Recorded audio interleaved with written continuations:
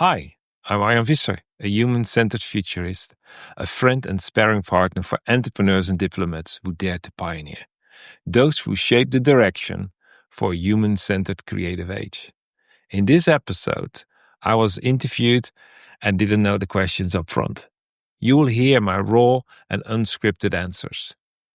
Today, authentic leadership transformation is presented as an essential for driving authentic change and personal revival. Let's dive in. What transformation story has impacted me the most during my own journey? Well, actually, there's so much to pick from, but what is the most inspirational story?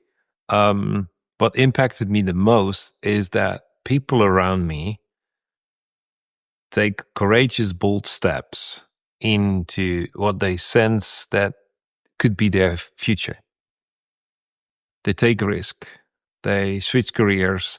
They sell the business, start a new business, become a serial entrepreneur. Those stories impact me the most.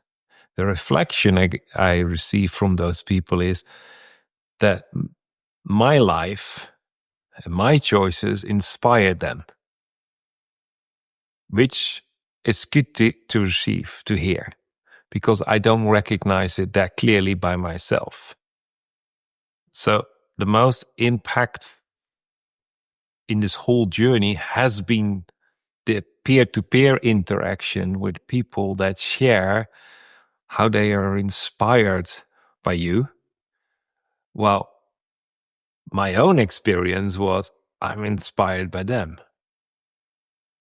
And I can give many examples, but one example that really stood out, and we talked about it in the previous episodes, both, that it's not an easy ride. To futurize who you are becoming really demands that you listen to the inner dialogue and find words to express what's already there in your heart. And in most scenarios, the voices in your head are just too loud. Voices of expectation, voice of past experience. So it's a tough step. It's worth it. Everyone gives me the same feedback. Thank you for pushing. Thank you for guiding me through this step. And I remember that one person, he shared with me that he couldn't imagine what in a couple of years would be his preferred future. Pushed him, I pushed him. I didn't succeed at all. So we decided to postpone and connect the next day. Next day, he said to me, Arjen, I've seen it. I'm going to sell my physical business location. And he was a publisher, and he still is a publisher of over 100 magazines. He said, my wife and I have this dream to travel the United States, go from state to state all year round. Why delay? So they sold their property, they bought a huge RV, made that their mobile business, and started running their business from this new place that they could take with them through all the states. So the desire of freedom and adventure, those core values, manifested. His business got to the next level. He extended his business.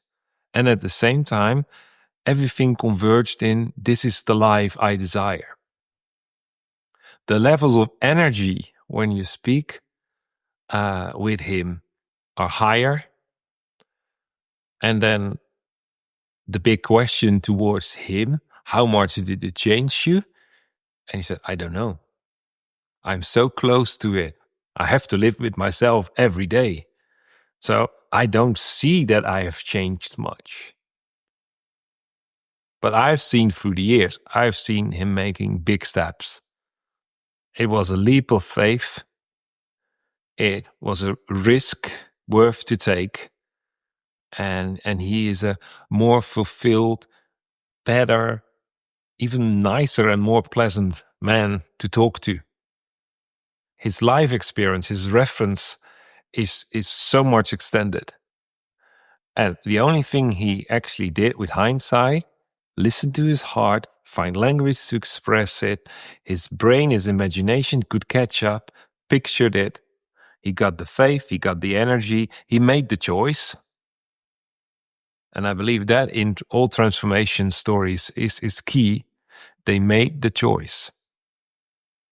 They didn't let it happen. They switched to that higher level of maturity, that life is not happening to me, it's not happening through me. No, life is happening for me.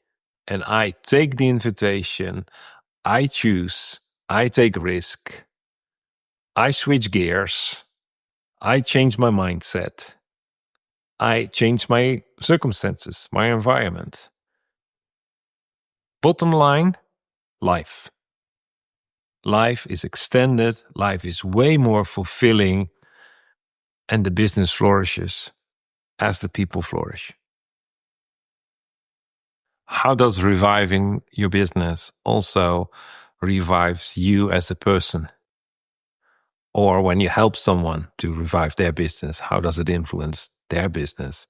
It's a fascinating perspective, and I think it's even a paradox, because the question in itself is an outside-in question. Now, first the environment changes, then the person. What if it works the other way around? What if the person being revived, meaning finding life by living, leading from the inside out,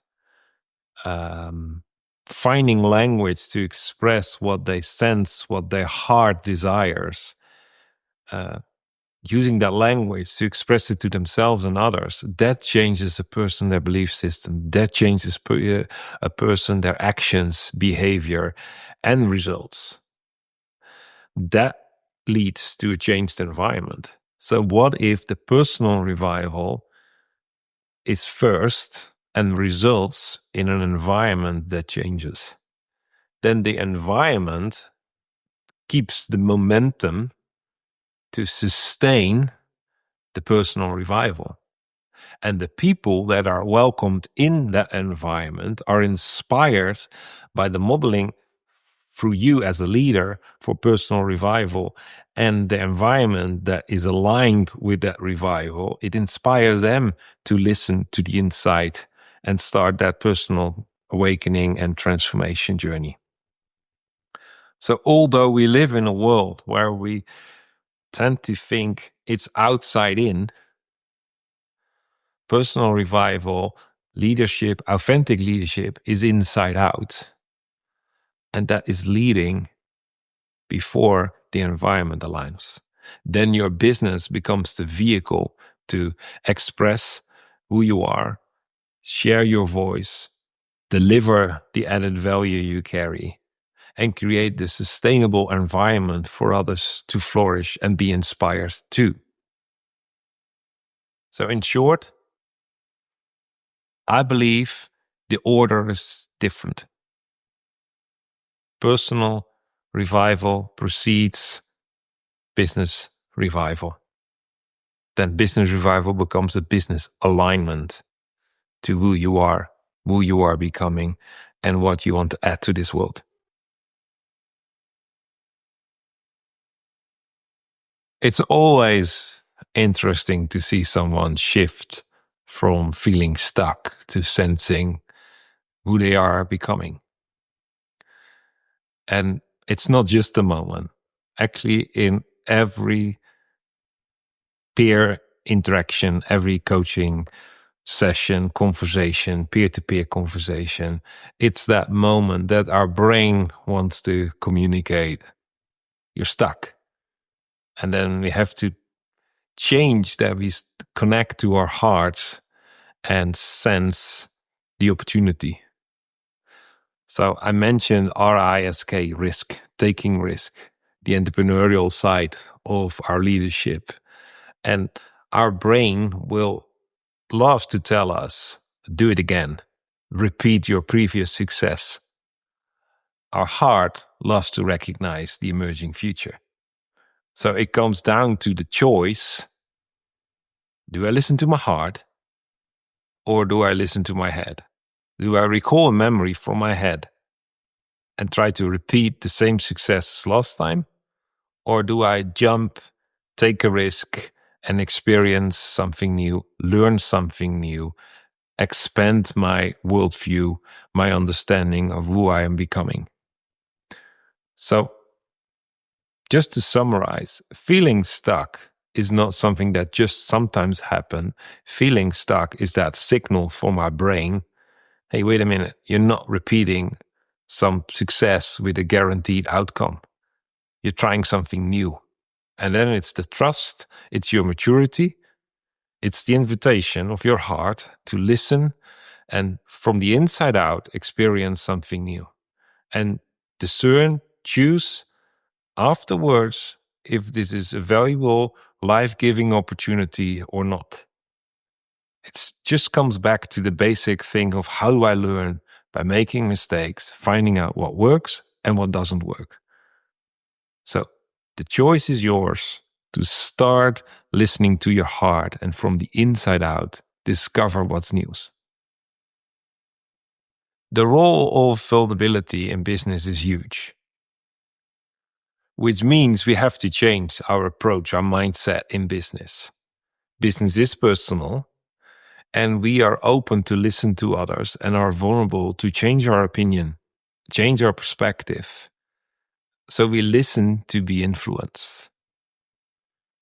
Modeling that capacity as a leader is inspirational for other people because you ask them to learn, listen and learn, change their opinion, change their insight.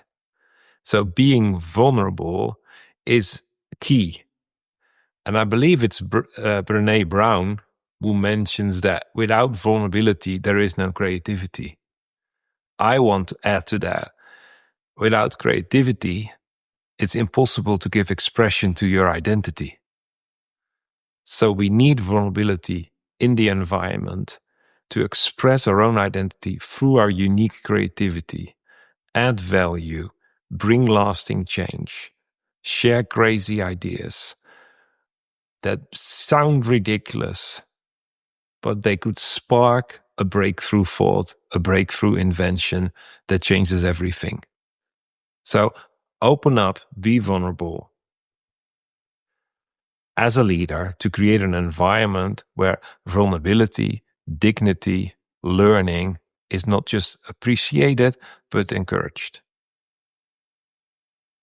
Helping people from knowing to embodying their revival is again the outside in paradigm that we first want to understand, so head knowledge, before we open up for something new. The truth is that learning works the other way around. Learning is being vulnerable and opening up to a new experience, which gives you new insights, which gives you new mental constructs, and trusting that you will understand at the end. So knowledge is the end of the learning curve, is the end of innovation, and not the beginning. So the moment we choose first to know before we open up for a new experience, locks us down, then we can only optimize what we already have. If we want creative, lasting change, a new era where people flourish, where identity and purpose are protected and prioritized, we need to open up, experience first, change from the inside out, have that personal revival. Then we start to understand it. And that starts with developing language. And then we can say we have embodied the change. Because an embodied change is the result, including a language to explain it to others, to inspire them, and primarily to yourself first. And an embodied change, an embodied revival, an embodied new version of yourself includes the language. And then we tend to joke, at the end of the game, your head needs to catch up. And then your brain will say, oh, thank you. This is the knowledge that I already knew. Because that's how fluid our brain is and our head is. It always loves to run with the latest knowledge. And it doesn't matter when it receives it, but the moment it receives the new knowledge, it says, yes, this is the truth. So you cannot have embodied change without the language, the knowledge, and your brain saying, yes, this is the new truth. And at the other end, you can't start with that either.